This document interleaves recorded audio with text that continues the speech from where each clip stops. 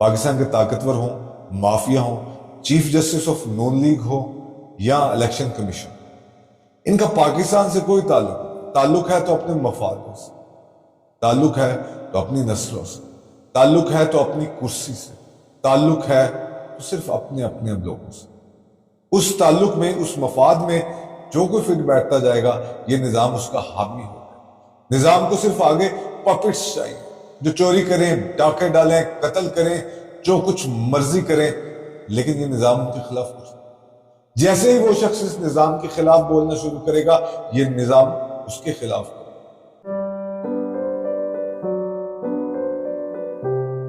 अस्सलाम वालेकुम, मैं हूं यासिम मलिक एडवोकेट और आप देख रहे हैं एस्केप फ्रॉम केज। पाकिस्तान के जो हमने मजाहिया किस्म के इलेक्शन देखे, जिसके अंदर धांधली के बहुत सारे सबूत होने के बावजूद भी धांधली मौजूद नहीं, या यूं कहूं कि पाकिस्तान और दुनिया के तमाम मीडिया और तमाम ममालिक इस इलेक्शन के रिजल्ट देखकर चीख उठे। सबको नजर आया, लेकिन नहीं नजर आया तो चीफ इलेक्शन कमीशन साहब को नजर। उनके एक बयान की बात करता चलूं, जिसके अंदर उन्होंने कहा कि अगर आपके पास सबूत हैं तो लाओ। किसी भी माशरे में इन इदारों से या ताकतवरों से, माफिया से बचाने के लिए आपका एक जुडिशियल सिस्टम होता। आपको पता होता है कि अगर कोई ताकतवर आपके साथ कोई ज्यादती करता है तो वो जुडिशियल सिस्टम उस ताकतवर को पकड़ता है और कमजोर के जो हक हैं उसकी हिफाजत करता है। चीफ इलेक्शन कमीशन ने इलेक्शन करवाने थे। ये वो इलेक्शन कमीशन है जो अदालत में जाके कह चुका है कि मैं अभी तैयार नहीं।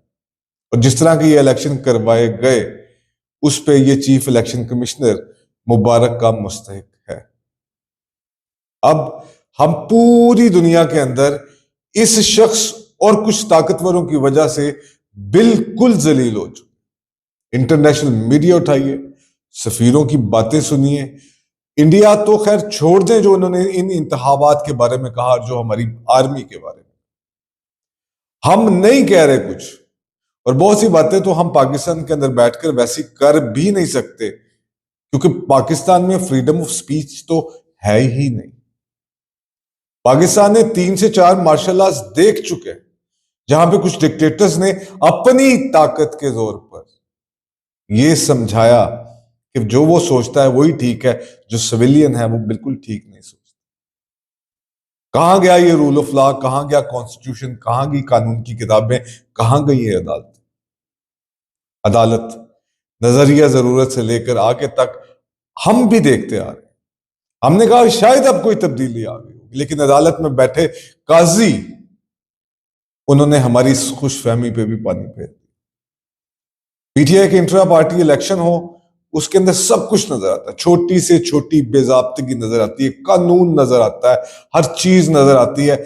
लेकिन वो इलेक्शन जिसने पूरी पाकिस्तानी कौम को अपना मैंडेट चुनने का हक देना था, वहां पे कोई बेजाब्तगी नजर नहीं आती। चीफ इलेक्शन कमिश्नर हो, पुलिस का कोई भी आला ओहदेदार हो, सिविल ब्यूरोक्रेसी हो, मिलिट्री ब्यूरोक्रेसी हो, हर कोई खुल के दंदनाता फिरता है, जो चाहता है वो करता है, लेकिन उसको किसी चीज का डर। इन खास को, ये जो ताकतवर हैं, जिनको हमने पोजीशंस दी, उन्होंने सिस्टम ऐसा बना दिया है कि उनको ये कवी यकीन है कि ये निजाम उनको सजा नहीं दे सकता, जिसका नतीजा हमारे सामने है। ये जग हसाई जो दुनिया के सामने हमने देखी। आज हम नहीं कह रहे, हमारा मीडिया तो कह रहा है, कुछ कंट्रोल कह रहे हैं, कुछ मतलब खुल के कह रहे हैं, लेकिन कह रहा है। लेकिन जो इंटरनेशनल मीडिया जो धांधली के सबूत दे रहा है, वो इलेक्शन कमीशन साहब को नजर नहीं आता। इनको इदारे का सरबरा बनाया था कि इन्होंने इलेक्शन करवाने थे, इंतजामात करने थे। हर दफा इनके ऊपर इल्जामात लगते रहते। तब शख्सियत कोई और होती है, लेकिन निजामुद्दीन और निजाम, इसने आज साबित किया कि निजाम कभी किसी को कोई सजा जजा नहीं दे सकता। तो किसी आम आदमी को क्या प्रोटेक्ट करे? आर्मी चीफ साहब का बयान आया कि मैं इलेक्शन कमीशन को एक कामयाब इलेक्शन करवाने पर मुबारकबाद पेश करता हूं। पहली तो मुझे सिर्फ एक बात आर्मी चीफ साहब ये समझा दें, सर अब आप अपने काम से काम क्यों नहीं रख लेते? आप बजीद हैं कि हम आपको न्यूट्रल कहें। आपकी ये स्टेटमेंट, आप अपने आप को एज ए स्टेक होल्डर क्यों प्रेजेंट करते हैं बार बार सामने? अगर हमारे दावे, हमारे शक और हमारी कोई भी चीज आपकी तरफ नहीं भी जानी, आप मोड़ के हमारी उन तमाम शकूक व शुबहात को अपनी तरफ लेके जाते हैं। अदालत चाहे जो फैसला करे, निजाम के साथ जो भी मामला हो, you have to maintain distance between these things. आप भी बाकी सिविल सर्वेंट्स की तरह, बाकी सिविलियंस की तरह, आम शहरियों की तरह एक इंसान है। आपके पास एक ओहदा है, आपको ड्यूटी दिया कि आपने वो काम करना है, वो छोड़ के आप सब कुछ करें, कीजिए। उसका नतीजा हमने फिर भुगत रहे हैं ना। पूरी दुनिया में जलील करती है। हम कहते हैं कि बीइंग आम पाकिस्तानी जाके दूसरे मुल्कों के अंदर पाकिस्तान की जिल्लत का सबब बनते हैं। लेकिन ये जो टोपी ड्रामा हम लोगों ने लगाया हुआ, ये जो टोपी ड्रामा मीडिया पे देखते हैं, ये जो इलेक्शंस के अंदर देखा, ये जो अदालतों के हम कारनामे रोज की बुनियाद पर देखते हैं, जलील जलालत तो इस तरह से होती है, नहीं मानेंगे कोई। अब पहले पाकिस्तान का चीफ जस्टिस ऑफ पाकिस्तान होता था, अब chief justice of Noon league है। चले हम ये भी बात मान लेते हैं। अब काजी फायज ईसा के साथ पिटीशन जाएंगी, वो इस तरह के अजीब अजीब सवाल पूछ रहे हैं कि मत सोचिए भी मत कि मतलब क्या वो सवाल पूछेंगे। इलेक्शन जो चीफ इलेक्शन कमिश्नर है उससे तो उम्मीद ही कोई नहीं। अगर उम्मीद होती तो ये सब तमाशा होता जो तमाशा हमने टीवी की स्क्रीनों पर देखा, जिसको इंटरनेशनल मीडिया एक एक शख्स चीख उठा कि पाकिस्तान के अंदर ये क्या हो रहा है। ऑल नो कि this is our internal matter. हर जगह से जो आपके साथ थे, जो आपके साथ नहीं थे, हर जगह से। और कुर्बानी का बकरा आपने वो शहबाज शरीफ साहब को बना दिया कि आओ वजीर आजम बनो। अगर आपने ऐसा ही वजीर आजम बनना है तो मैं आपसे रिक्वेस्ट करता हूं ताकतवरों से कि एक दफा फिर कोई मिलिट्री कू करें, कोई ताकतवरों की हुकूमत कायम करें। सिविलियन के बस की बात नहीं। अगर होगा तो वो अपना एहतजाज करेंगे या इस निजाम के साथ कोई मत्था लगाने के लिए तैयार हो जाएंगे। नून लीग को अदालतों ने हर तरह से रिलीफ देना शुरू किया। इमरान खान के समेत उनके साथियों, उनके वर्कर्स को जेलों में भरना शुरू किया। हर तरह का जुल्म और सितम, बर्बरियत देखी, चादर चारदीवारी की पामाली देखी। खवातीन का तमाम एहतराम खत्म कर दिया गया। जो हमारी सोसाइटी के जितने थोड़े बहुत नॉर्म्स बने थे, वो नॉर्म्स भी हमने उठा के परे मार दिए। नवाज शरीफ साहब को एक खुला मैदान दिया, मुखालिफ को बांध दिया गया और उनसे कहा दौड़ लगाए, वो दौड़ते दौड़ते फिर सेकंड नंबर पे आ जाते। जिसका ना साथ पीपल्स पार्टी देना चाहती है, जिसका साथ ना मौलाना साहब देना चाहते हैं। अपनी पार्टी के लोग कह रहे हैं कि हम ये सीटें नहीं जीतते हैं। घर सोए लोगों को उठा के कहा कि तुम जीत गए। चौथे नंबर के जो बंदा आ रहा था इलेक्शन रिजल्ट के अंदर, उसको उठा के पहले नंबर पे कर देते हैं। फिर आप इस तरह के बयान जारी करें तो आपकी मेहरबानी होगी कि जब आप कहेंगे इलेक्शन जो है ना, वो अगर आपके पास धांधली के कोई सबूत है तो वो दीजिए। महजब माशरों की बात करते हैं। महजब माशरों पे अगर किसी शख्स पे इस तरह का इल्जाम लग जाए और उसकी ड्यूटी पूरी ना हो, हर तरफ से इल्जामात लगने शुरू हो जाएं, वो उसके पास उस ओहदे पे रहने को कोई जवाज हासिल नहीं। लेकिन इखलाकियात तो छोड़िए, पाकिस्तान में इखलाकियात का कोई काम। आप सब लोग सो कॉल्ड पढ़े लिखे हैं, माशाल्लाह, आप लोगों को इस बात की भी मुबारक हो। लेकिन जितनी जगह सही का मौका आपने दुनिया को दिया, सर एक आम पाकिस्तानी कभी दे ही नहीं सकता। फिर जिसके लीडर मियां साहब की तरह के होंगे। अगर लीडरान भी इस तमाम चोरी के ऊपर खुश होंगे, हमेशा चोरों के साथ मिल जाएंगे, तो फिर आम आवाम जो उनको फॉलो करती है, जिन्होंने उनको देखना है, तो वो यही समझेंगे ना कि माइट इज राइट का कानून इस मुल्क के अंदर प्रवेल कर गया। जैसे तैसे करके ताकत हासिल की जाए, क्योंकि ताकत हासिल करके कमजोरों से जो कुछ चाहो निकलवा लो, आप तक या आपके गिरेबान तक कोई हाथ नहीं पहुंच सकता। आपको मुबारक हो, आपने ये सेंस प्रिवेल कर दिया इस तमाम चीजों के अंदर। आर्मी चीफ साहब को भी मैं मुबारकबाद दे रहा हूं। ये मुझे नहीं पता कि वो मुबारकबाद या नून लीग को दे रहे हैं या चीफ इलेक्शन कमीशन को दे रहे हैं या पाकिस्तानी अवाम को दे रहे हैं। ये उनकी अपनी मर्जी है, हम नहीं करेंगे। लेकिन प्लीज आपने जो कर लिया सो कर लिया। आप इसको चेंज करना चाहें ना चाहें, ये आपकी मर्जी है।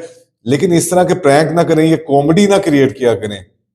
ये धांधली के सबूत हैं तो लेके आओ, आंखें बंद करके भी देखें तो धांधली नजर आती है। लेकिन अगर आप ना देखना चाहें तो कोई धांधली नहीं। अंधों को दिखाने का कोई फायदा नहीं होता। अंधों को दिखाया बताया जा सकता है, उनको ब्लैक एंड व्हाइट तस्वीरों को भी रंगीन करके दिखाया जा सकता है अपने लफ्जों के थ्रू। और कुछ भी नहीं। आप करना चाहें तो ठीक, ना करना चाहें तब भी ठीक, लेकिन आपके सामने एक शख्स जिसका नाम इमरान खान है वो खड़ा है और ये सिस्टम अभी तक कांप रहा है। आप तकरीबन हार चुके हैं, लेकिन आप इस बात को मानने के लिए तैयार नहीं है। थोड़ा टाइम लगता है, थोड़ा सा आपको सदमा है, आप इससे रिकवर करेंगे, लेकिन इस सब में सिर्फ एक नुकसान होगा। वो नुकसान सिर्फ पाकिस्तान, एक आम आदमी का, जो इस पाकिस्तान के साथ जुड़ा हुआ है, जिसकी रूट्स इस मुल्क के अंदर मौजूद। कहने को तो हम ये भी कह सकते हैं कि इमरान ये निजाम फैसला तो अवाम ने कर दिया। आप सानिया 9 मई बना दें, इद्दत वाला केस बना दें, 2 से ज्यादा FIR कर दें, आप हर तरह की वीडियोस निकाल के देख लें, ऑडियोज दे दें, सब कुछ कर लें, लेकिन अवाम ने फैसला इमरान के हक में किया, निजाम के हक में नहीं। ये निजाम के मुखालिफ वोट था जो इमरान को पड़ा, ये निजाम के मुखालिफ वोट था जो मियां साहब को भी पड़ता रहा है, पीपल्स पार्टी को भी पड़ता रहा है। आज भी होश के नाखून लेने पड़ेंगे। इस निजाम के साथ मुकाबला नहीं किया जा सकता, इस निजाम के साथ पाकिस्तान को आगे नहीं लेके जाया जा सकता। आप सब लोग शायद इस मुल्क को छोड़ के बाहर जा सकें, बाहरी दुनिया आपको वेलकम करेगी, लेकिन करोड़ों पाकिस्तानियों को क्या कसूर है जो इस मुल्क को छोड़ के नहीं जा सकते, जिनको वीजे की लंबी कतारों में लगने के बावजूद भी वीजा नहीं मिलेगा, जिनके पास रिसोर्सेज नहीं है, जिनके ऊपर ये पाकिस्तान खड़ा है, जिनका असल ताल्लुक पाकिस्तान से है और जो असल मालिक पाकिस्तान। हम आपको कब्जा माफिया ना कहें तो क्या कहें, फैसला आपने करना। दूसरी बात यह है कि इखलाकियात एक मेन चीज होती है डेमोक्रेसी में या किसी भी सोसाइटी के अंदर प्रिवेल करने। इखलाकियात तो रही नहीं।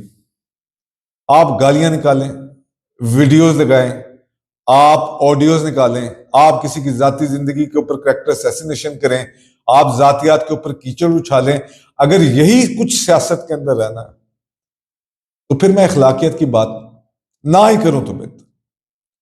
जिस मुल्क में बड़े चोर को हर तरह की फैसिलिटी अवेलेबल है और छोटे चोर को जूते, ठुड्डे, गालियां, लातें, घूसे, सब कुछ मारा जाए, इस मुल्क से इखलाकियत की बात करो। अगर मुझे कोई कहे कि सबसे बड़ा नुकसान पाकिस्तान का क्या किया इस पॉलिटिकल एलीट और इस निजाम ने, वो सबसे बड़ा नुकसान ये था कि इन्होंने पाकिस्तान के अंदर से वो इखलाकियत छीन, पाकिस्तान में से ये इखलाकियत के छीनने की वजह से आज हम और बहुत से मसलों, अगर आप बाहर की दुनिया देखें जिनको आप तरक्की याफ्ता मुल्क या फर्स्ट क्लास कंट्रीज कहते हैं, वहां फर्क सिर्फ उन बुनियादी हुकूक का है जो अवाम को मिले हैं और यहां नहीं मिले। फ्रीडम ऑफ स्पीच का है, इक्वल अपॉर्चुनिटीज का है, रूल ऑफ लॉ का है। इससे ज्यादा किसी मौशियत के लिए कुछ नहीं, इससे ज्यादा किसी के लिए कुछ नहीं।